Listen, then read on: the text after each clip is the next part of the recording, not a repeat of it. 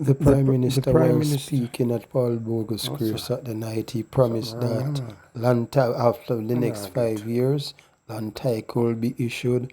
Roads, they have water, two housing scheme project is coming, and also the Bowden Wharf in Eastern St. Thomas will return. Several plans even the ones that are informally settled. We will pair the settlement of your community with the delivery of the water. Ultimately, the next 5 years should see a formalization of communities in Jamaica with proper land titling, proper roads, proper water, and proper ownership.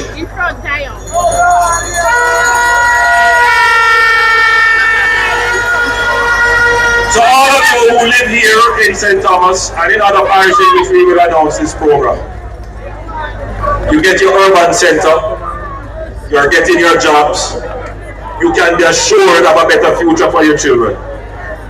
But the inconveniences you now face with bad roads mashing up your cars and no water, those will be the focus of my next administration. When I stand here 5 years from now, I will be able to say, we cut the debt, we cut crime, we cut inflation, we cut taxes, we cut poverty, and then I will say no, we cut bad road, we cut lack of water, and we cut bad mind. But the reverse is also now true, because I can tell you that I am aware of over 8,000 houses that are in planning to the point of being close to breaking ground in your parish.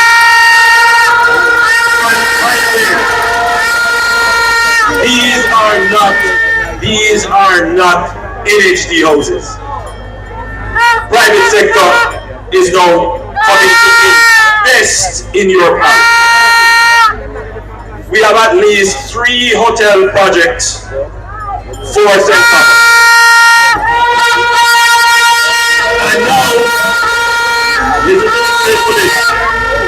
And now, the Bowden area now comes into play as a proper potential port.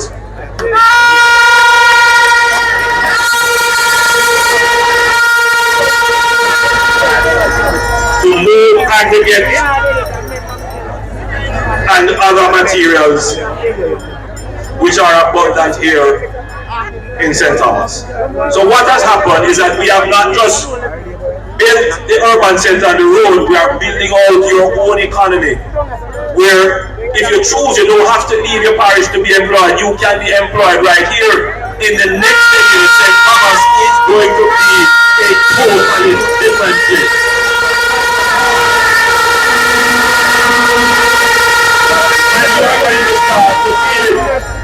You're going to feel it. And you are already feeling it. And I can tell why you're going to already feel it. Your children. Many of you are now trying to send your children to the best primary level education. I looked at the statistics here, and St. Thomas has quite a number of private primary schools. I found it a curious thing. And your schools have improved in their performance. The next generation of people who live in St. Thomas, born here and grow up here, their outlook is going to be different. Their prospects are going to be different.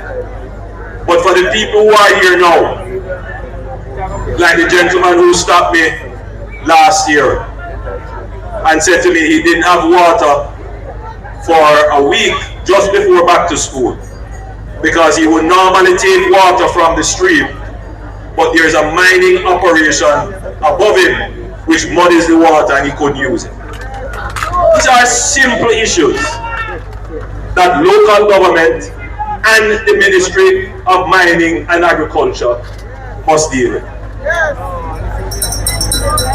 These are issues that affect you, but sometimes they go under the radar of governmental authority. In our next administration, in the same way that we have launched a program called SPARK, where we have allocated over $45 billion for roads, we are going to launch a similar program for rural water supply. We are going to set ourselves the target that within 5 years, every community that is surveyed as feasible will have potable water to their homes. You will be able to build your ensuite bathroom, go in it, turn on the pipe and say, shower, shower. The reason why it was not done before is because before this administration, almost every year, the NWC operated at a loss. The NWC became a burden on the government. It is only under this administration that the NWC has operated profitably or at break-even, meaning it has not been a fiscal risk to the government. We have transformed the NWC. We are going to go one step further with the Rural Water Supply Company and the NWC with a special allocation to ensure that all of your communities have a water supply system once your community is deemed feasible. And what does that mean? You have a little small community with 5 persons living way up in on top of a hill somewhere. It's not feasible to carry the water there. There might be other solutions for that. But for this, include that their situation would have improved. It may not have improved as they would like or relative to another group. And that is a legitimate cause for negotiations for improvement. But let us not argue as if this administration has done nothing, because that is not true. Not true, absolutely not true. I want to move from that subject, and I want to talk to you now about something that is of importance to you within your parish. I commissioned a poll of 23 seats across Jamaica. It's a very deep poll, very detailed, and the sample size is very large. The poll revealed what the critical issues are that government should address. And you know, it's always a puzzle to me when we see what certain media may carry as a matter of high importance, or certain commentators may carry as high importance. But what we have picked up, which is universal to every Jamaican, are 2 things. People are concerned about roads and water. Those are the 2 critical things that every Jamaican has a concern about. Roads and water. 10 years ago, when you looked at all the surveys, what Jamaicans were concerned about. The top 5: crime, unemployment, poverty, roads, water.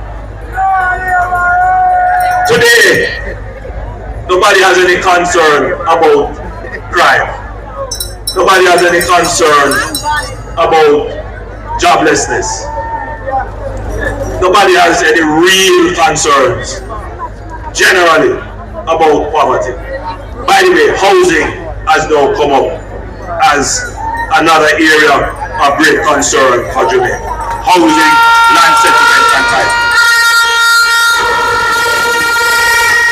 That in itself shows you that this administration has dealt with some of the most intractable problems that have affected you, and we have literally dealt with them or put them on a trajectory where they will be no longer concerned.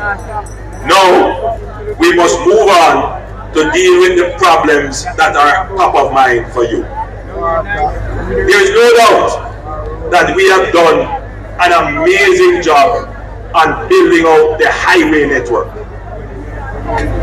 Why is it that we need to do the highway network? The highway network gives you the fastest economic return. Think of it this way.